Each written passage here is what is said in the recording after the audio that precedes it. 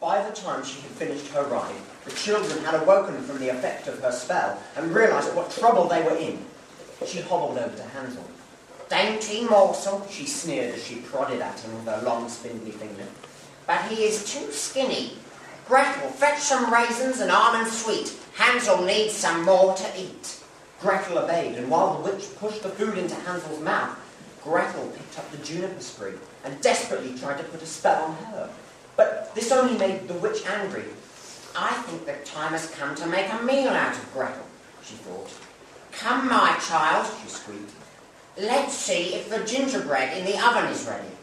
And she pushed Gretel inside the house. Hansel saw his chance. Carefully, he squeezed his fingers through the lattice, and with a bit of wiggling and a bit of waggling, he managed to undo the latch to the stable door. Then he crept over to the kitchen doorway to watch. "Open the oven door," the witch was shouting, standing right behind Gretel, ready to push her into the oven. But Gretel, sensing the danger, had an idea.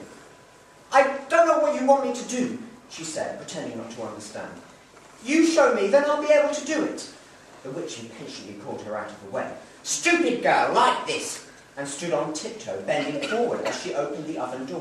In an instant, Hansel ran over, and they both pushed and pushed until the witch finally lost her balance and toppled into the oven.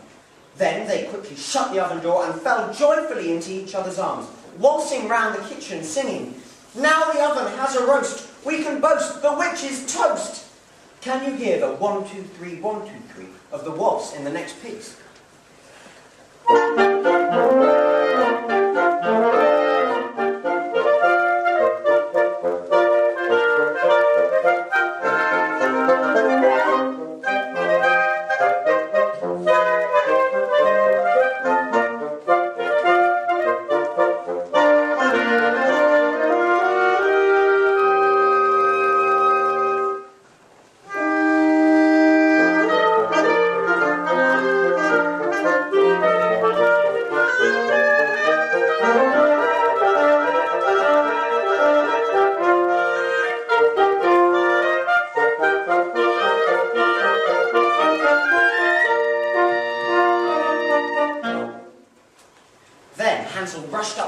Telling Gretel to be ready to catch lots of goodies, and from the window above he threw down apples, pears, oranges, and all kinds of sweets into her outstretched apron. But then they heard a loud crackling noise. In their terror they forgot the sweets and rushed into the kitchen.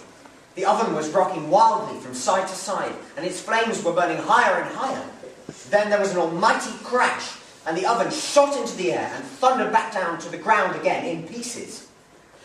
As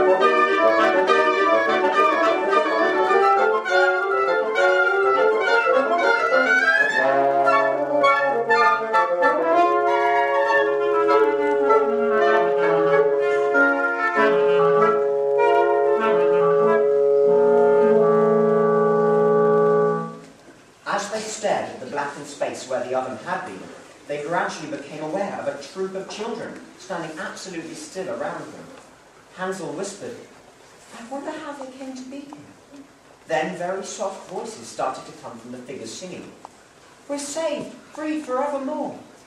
Gretel asked gently, "But who are you? Your eyes are closed, you are sleeping, and yet we hear you sing."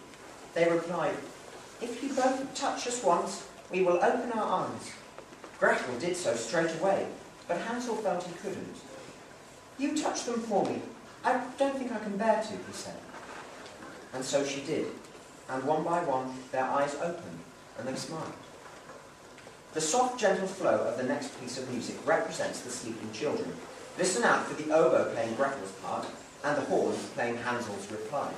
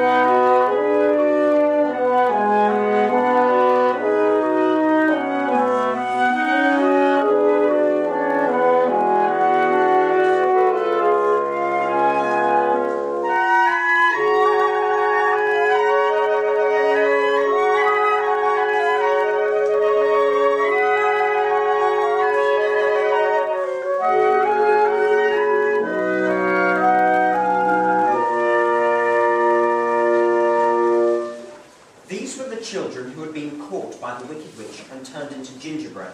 Now woken up, they hurried towards Hansel and Gretel to thank them. "The spell is gone and we are free. We'll sing and dance and shout for glee."